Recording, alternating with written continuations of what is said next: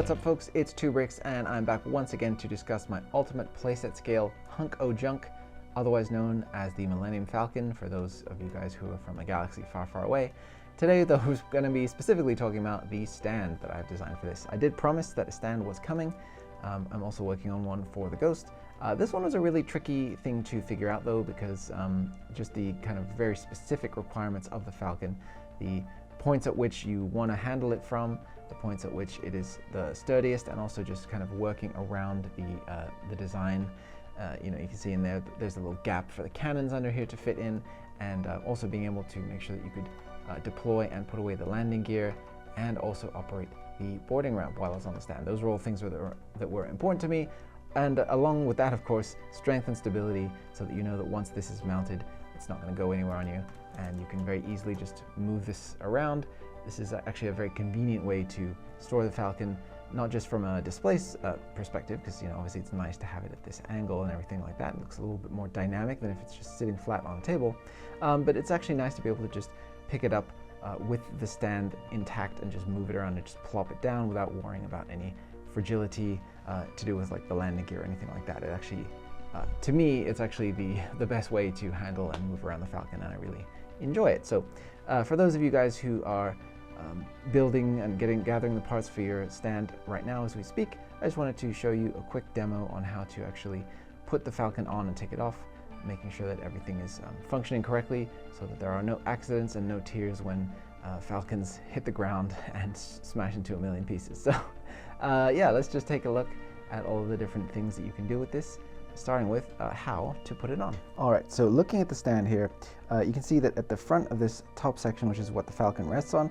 this notch right here is for the cannons, so the mirror of this cannon right here on the bottom to be able to fit. And then also the inner gap of this whole square section here is perfectly exactly the dimensions required to fit that circular section. So this whole circular section right here, mirrored on the bottom, fits into this area here. So sometimes if you do it kind of at the wrong angle, you might actually accidentally snap off one of these pieces, but I just put these in here to act as a guide to give you the exact dimensions that you kind of want to have to know that it's sitting in exactly the right spot. So let me go ahead and pick up the Falcon and I'll show you how to attach this to the underside. So the simplest way that I found is to just grab it like I've shown before.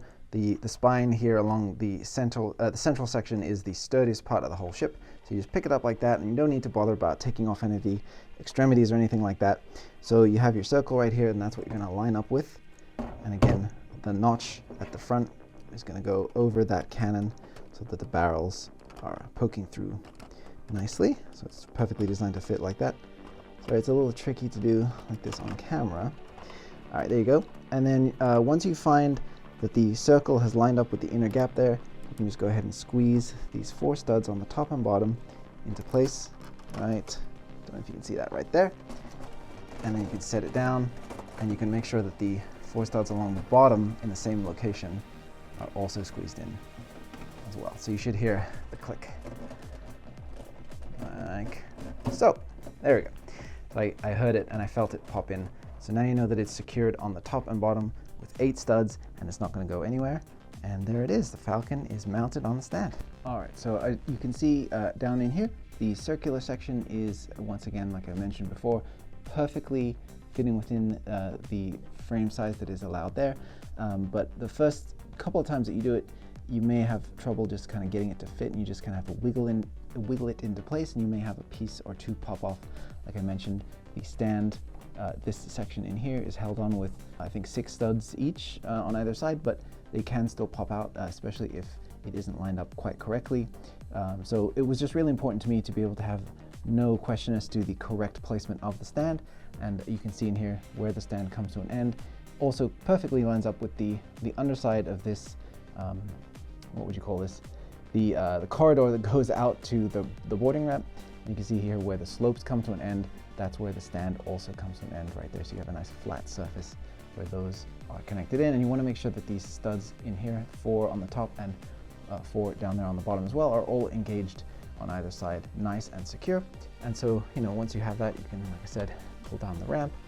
You can also go ahead and remove your support pieces in here. So you have your cheater pieces that keep the landing gear secure when you're you have your Falcon on the ground, you can go ahead and pull those off, and you can actually use those for another mock or something, because as of now with the stand you actually don't need them anymore. So there's those, there's this one here, this one at the front, and then, whoops, try not to wreck the Falcon while you're doing it like I just did. There that is. And again, these were in here to make sure that the ship is nice and secure when it's on its landing gear and nothing can fall off. But once you remove those 5 pieces right there, you're now good to go, and the landing gear can be retracted. So you can go ahead and pull in the front gear like so, and then the side, this one I already did, or both of these I already did, so those go, obviously this way in, like the front gear, and then once they're in, and the Falcon is in flight mode, and it looks rather excellent. I think it looks really, really spectacular. So yeah, there's that, and that's kind of all there is to it, really. So the main things to remember are 4 studs at the bottom and the top. Engage those completely. Otherwise, all of the weight of the Falcon will be resting on this inner circle portion of the ship right here, and the studs that hold that into the ship, and then that will be stressing your parts. So you want to make sure that the stress is relieved by hooking it in correctly. So that's all you really have to know. So now that the Falcon is on the stand, obviously it is pitched at an angle, and you may be wondering, is it safe or is it difficult to remove any of the extremities? I actually experimented with a lot of different display angles, some more vertical to try to save more shelf space, and some more horizontal in order to make it more stable. And I found this was the sweet spot where it's at a nice angle where it looks dynamic, but it's not causing anything to want to fall off or slide off of the design. So you can still very easily remove all of the panels and access all of the interior like that, and it all just feels just right. It sits in here the way that it should, and there's not really any issues with that. So yeah, you can still use all of the action features. You can deploy the landing gear, you can get the boarding ramp down, you can open up all of the different sections and place your figures, and as long as they're studded down, they won't go anywhere. So yeah, there's that. And another thing that's really cool is for whatever reason, being at an angle like this just makes the lights look even cooler and even more dynamic and even more Falcon-esque. And so I just wanted to dim the lights and give you guys a look at that, because I really love the look of the Falcon Hyperdrive. Let me know down in the comments if any of you guys have built the Falcon yet. Have you put lights in it, and do you love it as much as I do? Because yeah, it's just my favorite thing to look at. So yeah, there's that. And so something else to keep in mind is if you want to relocate your Falcon, you do not need to take it off the stand. You can pick it up as normal and just simply put a finger underneath the stand and it'll go with it, because it's already studded into the bottom.